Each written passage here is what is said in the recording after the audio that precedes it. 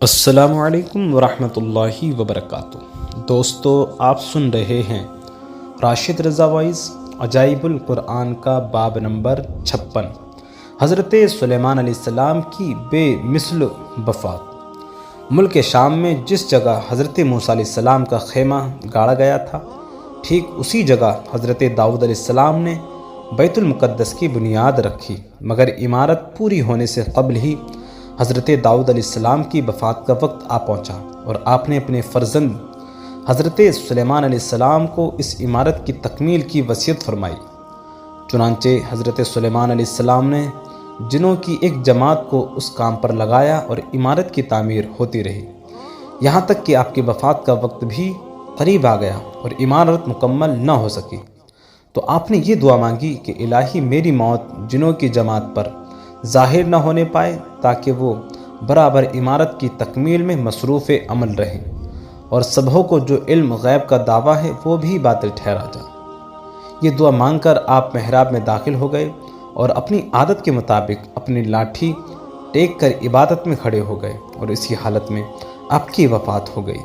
مگر جن مزدور یہ سمجھ کر آپ زندہ کھڑے ہوئے ہیں برابر کام میں مصروف رہے، اور عرصہ دراز تک آپ کا اس اسی حالت میں رہنا جنوں کے غربے کے لیے کچھ باعث حیرت اس لیے نہیں ہوا کہ وہ بار بار دیکھ چکے تھے کہ آپ ایک ماہ بلکہ کبھی کبھی دو ماہ برابر عبادت میں کھڑے رہا کرتے تھے۔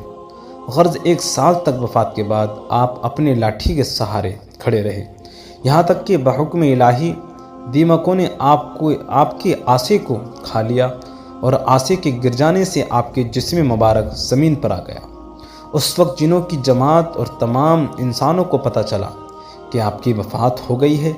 قرآن مجید میں اللہ نے اس واقعے کو ان لفظوں میں بیان فرمایا ہے: فَلَمَّا قَضَيْنَا عَلَيْهِ الْمَوْتَ مَا دَلَّهُمْ عَلَى مَوْتِهِ إِلَّا دَابَّةُ الْأَرْضِ تَأْكُلُ مِنْ سَأَتَهُ فَلَمَّا خَرَّ تَبَيَّنَتِ الْجِنُّ أَن لَّوْ كَانُوا يَعْلَمُونَ الْغَيْبَ مَا لَبِثُوا فِي الْعَذَابِ الْمُهِينِ، جس کا مفہوم ہے کنز الایمان۔ پھر جب ہم نے اس پر موت کا حکم بھیجا، جنوں کو اس کی موت نہ بتائی مگر زمین کی دیمک نے کہ اس کی عصا کھاتی تھی۔ پھر جب سلیمان زمین پر آیا، جنوں کی حقیقت کھل گئی۔ اگر غیب جانتے ہوتے تو اس خواری کے عذاب میں نہ ہوتے۔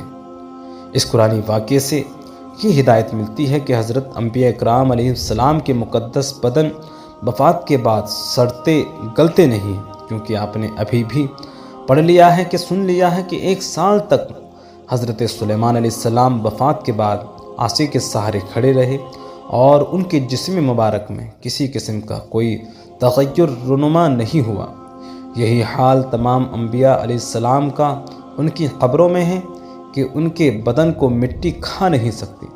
چنانچہ حدیث شریف میں ہے، جس کو ابن ماجہ نے روایت کیا ہے، کہ بے شک اللہ نے زمین پر حرام فرما دیا ہے کہ وہ انبیاء کے جسموں کو کھائے، لہٰذا اللہ کے نبی زندہ ہیں اور ان کو روزی دی جاتی ہے۔ اور حاشیہ مشکات میں تحریر ہے کہ ہر نبی کی یہی شان ہے کہ وہ قبروں میں زندہ ہیں اور اللہ تعالیٰ ان کو روزی عطا فرماتا ہے، اور یہ حدیث صحیح ہے۔ اور امام بہقی نے فرمایا کہ انبیاء علیہ السلام مختلف اوقات میں متعدد مقامات پر تشریف لے جائیں، یہ جائز و درست ہے۔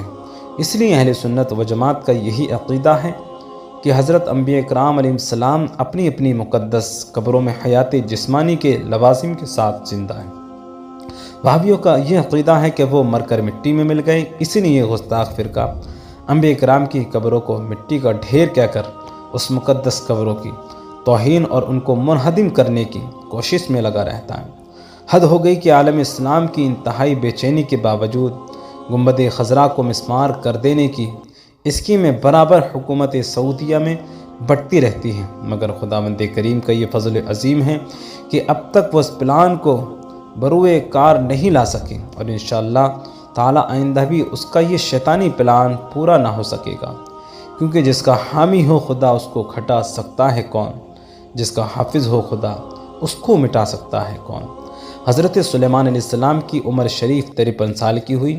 13 برس کی عمر میں آپ کو بادشاہی ملی اور 40 برس تک آپ تخت سلطنت پر جلوہ گر رہے۔ آپ کا مزار اقدس بیت المقدس میں ہے۔ تو دوستو، یہ تھا باب نمبر 56 آپ حضرات کو اگر پسند آیا تو ہمارے چینل کو سبسکرائب کر کے بیل آئیکن کو ضرور دبا دیں۔